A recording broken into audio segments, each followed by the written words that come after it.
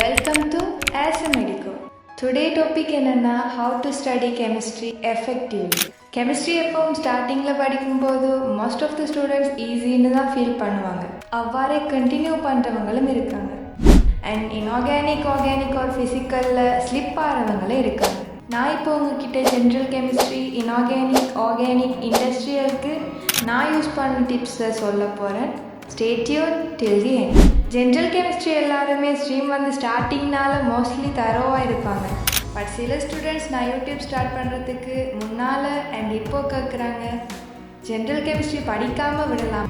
General கெமிஸ்ட்ரிக்கு உள்ள mark count பண்ணுறதை விட இரசாயனவியல் படிக்கணும்னா எது அடிப்படையோ அதை தான் அடிப்படை இரசாயனவியல்னு நம்ம பாடத்திட்டம் உள்ளடக்கி இருக்கு. ஸோ அடிப்படை இல்லைனா எப்படி? பாண்டிங்லாம் ரிசோர்ஸ் ரீட் பண்ணாலே புரிந்து கொள்ளக்கூடியதாக தான் இருக்கும். நான் என்னோடய கிளாஸ் டீச்சர் தந்த நோட்ஸ்லேயே புரிந்து கொண்டேன். நெக்ஸ்ட் கல்குலேஷனில் ரியாக்ஷன்ஸ் தந்து அப்புறமா கொஷின்ஸ் கேட்பாங்க. கெமிஸ்ட்ரி ஒரு இன்ட்ரெஸ்டிங்கான சப்ஜெக்டாக இந்த டைமில் மாறும். எல்லாத்துக்குமே அடிப்படை மூலம். ஸோ கல்குலேஷனுக்கு ப்ராக்டிஸ் தான் இம்பார்ட்டன்ட். நான் எங்கள் டீச்சர் தர கொஷனை மறுபடி செய்வேன்.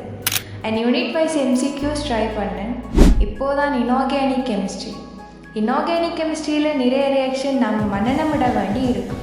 நான் எவ்ரிடே கிளாஸில் என்ன ரியாக்ஷன் எக்ஸ்பிளைன் பண்ணுறாங்களோ அந்த ரியாக்ஷனை ரீட் பண்ணி பார்க்காம ரைட் பண்ணி பார்ப்பேன். அது ரொம்ப ஈஸியாகவும் லாஸ்ட் டைமில் கஷ்டம் இல்லாமலும் இருந்தது. இப்போவும் ஒன்றும் ஆகலை.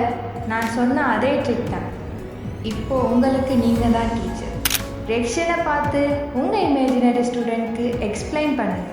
எஸ்ப்ளோக் ரியாக்ஷன்லாம் ஒரே மாதிரி தான் வரும். அந்த விஷயத்தை ஒரு சிறிய பேப்பரில் ரைட் பண்ணி ஸ்டிக் பண்ணுங்கள். ரியாக்ஷன்ஸை மறுபடி எழுதுங்க. பாஸ்ட் பேப்பரில் உள்ள இன்ஆர்கானிக் எஸ்ஏ ஸ்ட்ரக்சர் எம்சிக்யூவை செய்யுங்க. உங்களால் செய்ய முடியாமல் இருக்கிற கொஷனில் நிறைய டைம் வேஸ்ட் பண்ணாமல் அடுத்த கொஷின் செய்துட்டு அப்புறம் செய்யுங்க. அப்போவும் ஐடியா வரலையா? ஆன்சர் பாருங்கள். சும்மா இதான் ஆன்சரானு பார்க்காதீங்க, எப்படி இந்த ஆன்சர் வந்ததுன்னு பாருங்கள். இவ்வாறே ப்ராக்டிஸ்க்குன்னு 3 இயர்ஸ் பாஸ் பேப்பர்ஸ் செய்து அப்புறம் 4th இயரில் இருந்து உங்களுக்கு நீங்களே ஸ்ட்ரிக்டாக டைம் வச்சு பேப்பர் செய்து மார்க் போடணும். தப்பை சரி செய்யுங்க. இது எல்லா சப்ஜெக்டுக்குமே செட் ஆகும். கலர்ஸ்லாம் கஷ்டமாக இருந்ததுன்னா சில காரணங்களை நீங்களே உருவாக்கி படிங்க. உதாரணமாக Fe2+ இளம் பச்சை, FeOH2 அழுக்கு பச்சை. ஸோ நான் பச்சையை வச்சு ஞாபகம் வச்சுக்கிட்டேன். Fe3+ செங்கபிலம், FeOH3 மஞ்சள் கபிலம். ரெண்டுமே கபிலம். அங்கே செங்கபிலம், இது மஞ்சள் கபிலம். அவ்வாறு ஒவ்வொரு காரணங்களை வச்சு நான் புரிந்து கொண்டு மனநமிட ஆரம்பித்தேன். சம்டைம் ஃபர்ஸ்ட் லெட்டர்ஸ் மெச்சாகலாம். பண்பறி வகுப்புக்கு கிளாஸ் ஒரு ஸ்கூல்லையே நிமோனிக் சொல்லுவாங்க. இல்லைன்னா நீங்களே உருவாக்கிக்கோங்க. ஃபிசிக்கல் கெமிஸ்ட்ரி நீங்கள் தியரி கண்டிப்பாக புரிந்து கொள்ளுங்கள். Next practice. பாஸ்ட் பேப்பர்ஸில் ஃபிசிக்கல் கொஷின் ஒவ்வொன்றையும் 2-3 டைம்ஸ் செய்ய ட்ரை பண்ணுங்கள். முன்னால் சொன்ன அதே கன்செப்டாக ஒரு கொஷினை 1 டே ஃபுல்லாக வச்சு இருக்கிறவங்களையும் பார்த்துருக்கு. அந்த ஒரு கொஷனால் அந்த நாளுக்கான படிப்பே இல்லாமல் போயிடும். எவ்வளோ செய்தும் வரலன்னா ஆன்சர்ஸ் பாருங்கள், எந்த ஸ்டெப்பில் பிளவிட்டு இருக்கீங்கன்னு பாருங்கள். அண்ட் நெக்ஸ்ட் டே அதை கண்டிப்பாக மறுபடி செய்யுங்க. ஆன்சர் பார்த்தும் சில கொஷின் புரியாமல் இருக்கும். உங்கள் ஸ்கூல் ஒரு கிளாஸ் டீச்சர்கிட்ட கேட்டு அதை புரிந்து கொள்ளுங்கள். அண்ட் நான் யூடியூப்பில் கெமிஸ்ட்ரிக்கு குறிப்பாக ஒரு சேனல் யூஸ் பண்ணலை. பாஸ்ட் பேப்பர்ஸ் எந்த இயர் அண்ட் என்ன கொஷின்னு சர்ச் பண்ணி எக்ஸ்ப்ளனேஷன் இருந்ததுன்னா பார்த்தேன். என்விரான்மெண்டல் அண்ட் இண்டஸ்ட்ரியல் கெமிஸ்ட்ரி கண்டிப்பாக படித்து தான் இருக்கணும்.